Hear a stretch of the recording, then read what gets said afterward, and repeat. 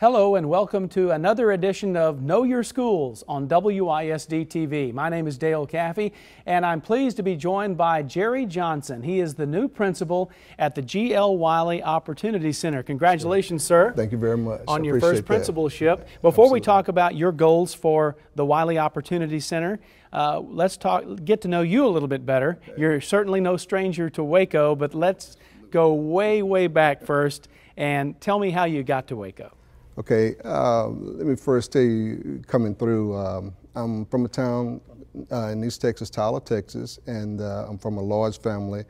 And I had an older brother that went to Baylor University, Gary Don Johnson, which was All-American there.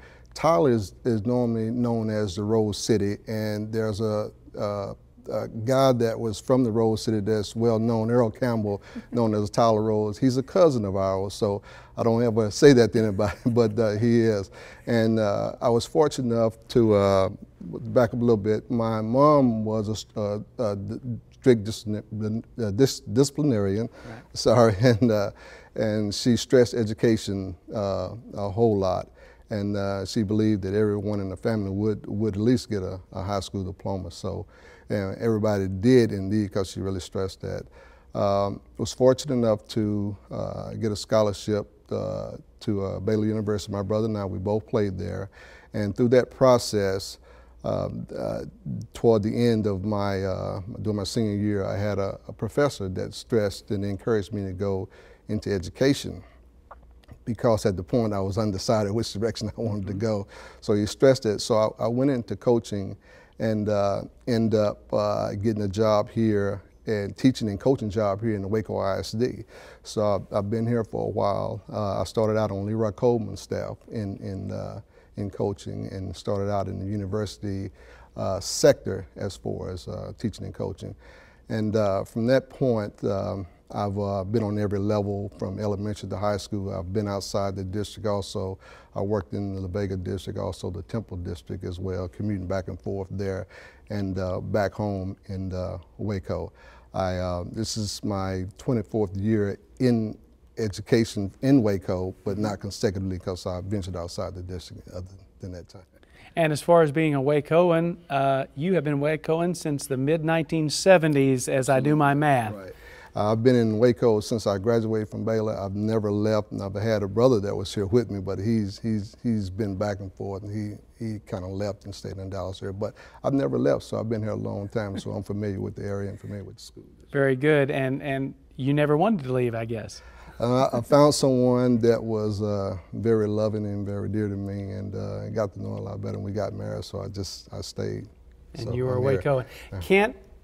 Cannot get away without asking this question, because you mentioned Earl Campbell. Of course, that's a household name in Texas. He was just a little bit older than you. Absolutely. But do you remember him quite well? Oh, of course, you said you were cousins. Right. I remember him quite well, and there are some stories. I know Tyler is known as the Rose Cities, and there's times that we had to go and work in the Rose Field. And I remember my family was out there, and Earl's family was out there, and one day he just got upset, and he was so tired of being out there in the rose field planting those roses, and we were too. And he got up one day and he walked off, and his mom yelled, "Son, you better come back here." And he said, "I'm going to play football." And my mom at that time, and she's such a strict disciplinarian, she turned around and looked at us, gave us a nod like, "I wish you would get up and walk out this field." So that was one of the experiences that I had that always stuck with me. But he turned out to be a great individual and a great person. No doubt about it. You said you got convinced or urged to go into education while at Baylor. Absolutely. And that was a great thing, because you have had a great career. I have.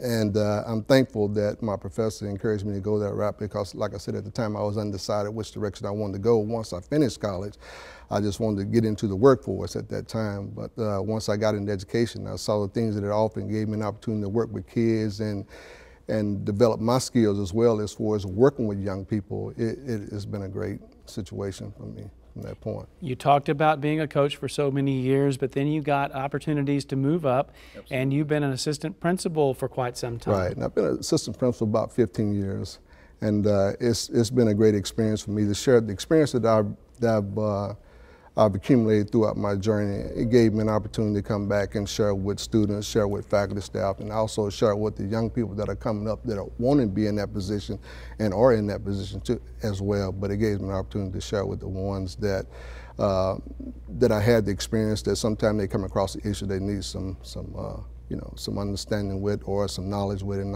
whatever I had, I expressed it to them, I shared it with them. So it's been a great and rewarding experience at this point. Most recently, you served as AP at Waco High School, is that correct, sir? That's correct, yes. Very good, under Ed Love, too. I served first under a gentleman named Sam Sexton, right. And then I served under Ed Love, which is, he's a great administrator in himself, and he's a great manager and a great leader, and he makes sure things get done, and I like some of the things that he's done. Each administrator that I've been under when I was assistant principal, I try to take something away from them that I can put in my repertoire that can make me a whole lot stronger and better. Right.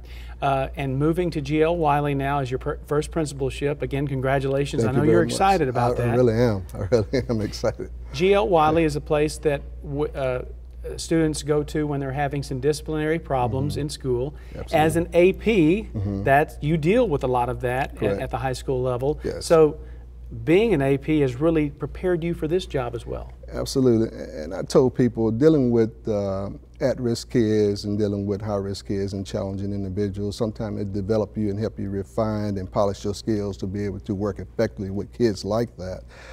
They come with challenging and struggling issues and deal with parents and deal with faculty, staff, and other administrators around the district as far as communicating the things that your expectation that you want and that you have in place, that you like to put in place as well at GL Wiley. So it has helped me a whole lot in dealing with individuals like that, students like that.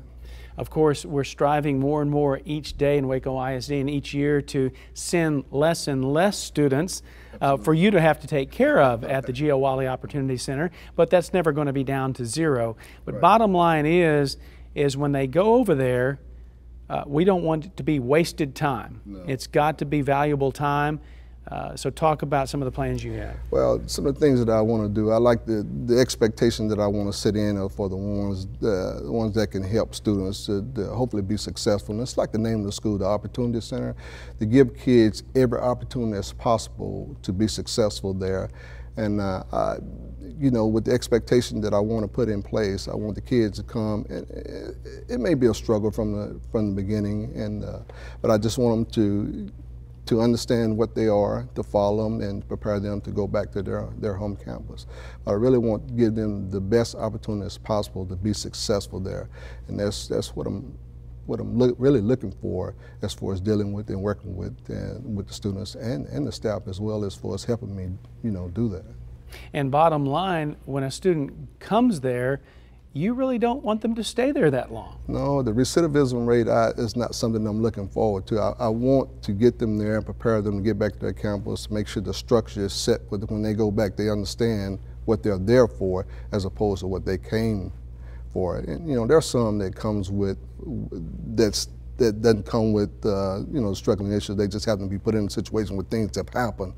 But the ones that are there, I want to prepare them and help get them back to their campus, and hopefully they be successful there. And hopefully they are. You know, I mean, that's my goal, and that's the things that I want to put in place as far as the strategy and the expectation to help them be successful. Some of the viewers at home may think, well, the year's starting and you'll have no students to begin with. That's not true, because we had some that were just referred to alternative or the Opportunity Center last April and May who still have some time that they need to spend there. Absolutely. So talk a little bit about, as you're anticipating the beginning, the first day of school, and how many students you're anticipating, and your plans to get them on the right track. Well, I've talked to some of the principals that have worked there in that capacity, and they've told me what to expect in that nature. There are kids there. It's kind of like an open door thing. They're just in and out, and there are kids be going and coming. So make sure we have staff in place and be prepared for that. But again, the ones that are there, I want to help prepare them to go back to their campus and be successful by what they do there.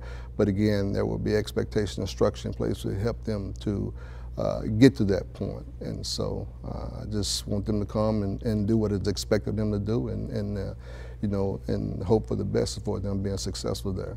So we will have structure, expectations, and some strategies to use to help prepare those young people to be successful. Right, and you're very fortunate in the fact that you worked for Ed Love. Absolutely. And Ed Love is a former principal of the Opportunity Center. Correct, and I told him once I got there and that I would be using him for resources. He and past principals and principals that I've worked with in other districts and used them for, that I was fortunate enough to meet and develop professional relationships with, that I would be using them for resources. But mainly him, because he's the one that's been there and worked closely with that school and understand how it works and how things goes there. So I'll be looking forward to working with him for his resource and using him for resource. Very good. As we head into this brand new 2015-16 school year, you need to communicate with your parents as well, of the parents that you're going to have there. So I'm going to invite you now to look at that camera and look directly at your parents and just send a small message to them. Parents that are listening there, what I want you to do, I'll be the principal there at Wiley Opportunity Center. I'm sure you know that. But I'd like for you to just be understanding and be supportive as far as working with us, because if your child is there, we want to prepare your child and hope your child will be successful in going back to their home campus. But I just like for you to be supportive and be understanding in situation and work with us throughout this process.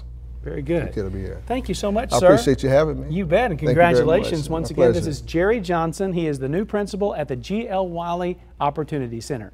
My name is Dale Caffey. Thank you so much for joining us for this edition of Know Your Schools.